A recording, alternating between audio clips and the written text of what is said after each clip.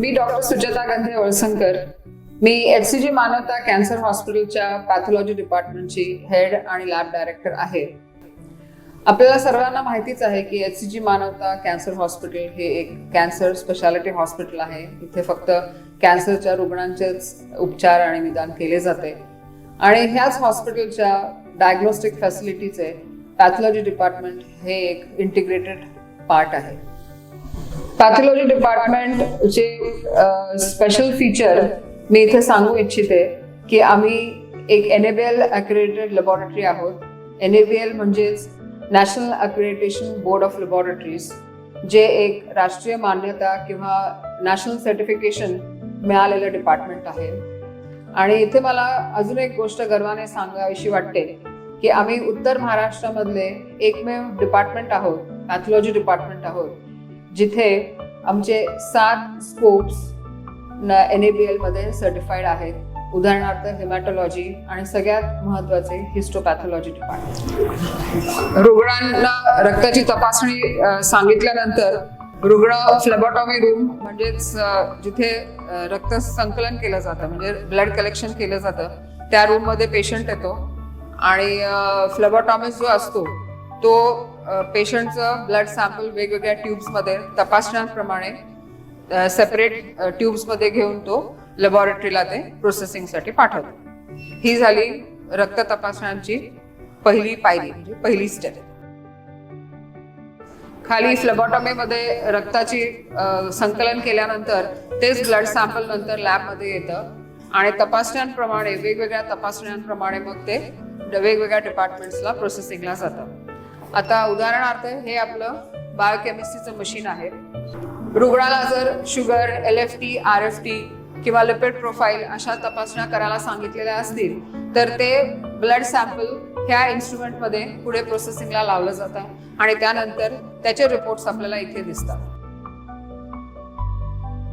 हे हेमॅटॉलॉजी डिपार्टमेंट आहे. इथे मुख्यतः CBC ही तपासणी केली जाते. CBC म्हणजे complete blood count. Complete blood count मध्ये तुमच्या पांढऱ्या रक्तपेशी, लाल रक्तपेशी, तुमचं हिमोग्लोबिन, तुमच्या प्लेटलेट्स हे सगळं त्याच्यामध्ये मोजलं जातं. हे हेमॅटॉलॉजीचे इन्स्ट्रुमेंट आहे.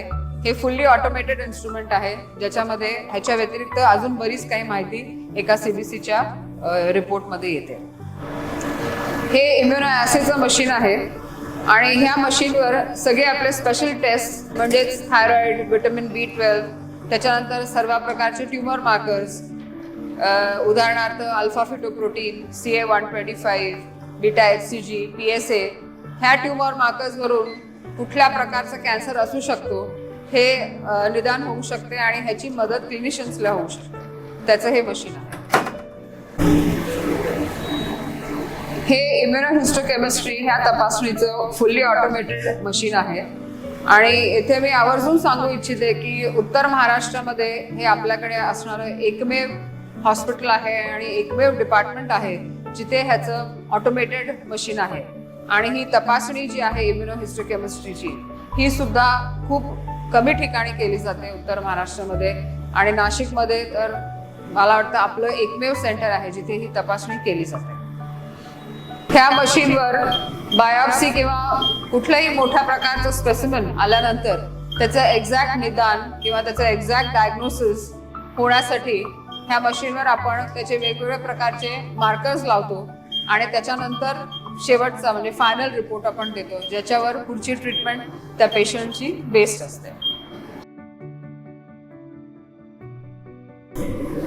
तुम्हाला नक्कीच उत्सुकता असेल की बायोप्सी झाल्यानंतर किंवा एखादी गाठ तपासणीसाठी काढल्यानंतर त्या गाठीचं काय होतं किंवा ऑपरेशन थिएटरमध्ये गेल्यानंतर ऑपरेशन झाल्यानंतर जे काही आपण स्पेसिमेन काढतो, म्हणजे जबड्याचं ऑपरेशन झालंय, आतड्यांचं ऑपरेशन झालंय, तर ती गाठ काढल्यानंतर त्या गाठीचं नेमकं काय करतात, तर ती गाठ जी आहे किंवा ती बायोप्सीचा जो तुकडा आहे तो ह्या डिपार्टमेंटमध्ये म्हणजेच हिस्टोपॅथॉलॉजीच्या डिपार्टमेंटमध्ये प्रोसेसिंगला येतो आणि नेमकं निदान त्या तुकड्याचं आणि कुठल्या प्रकारचं कॅन्सर आहे ह्याचं निदान ते ह्या डिपार्टमेंटमधून आपण सुरू करतो. प्रोसेसिंग केलेला टिश्यू नंतर आपण ह्या मेणाच्या ब्लॉक्समध्ये त्याला ठेवतो आणि तो टिश्यू मग ह्या मशीनवर, ह्याला मायक्रोटोम म्हणतात, ह्या मायक्रोटोमवर त्याचे पातळ स्लाइसेस किंवा सेक्शन्स घेतले जातात तो मेणावरचा जो टिश्यू असतो, बायोप्सीचा म्हणा किंवा ऑपरेशन केलेल्या स्पेसिमेनचा म्हणा, तो टिश्यू त्यानंतर आपण ह्या वॉटर बाथमध्ये,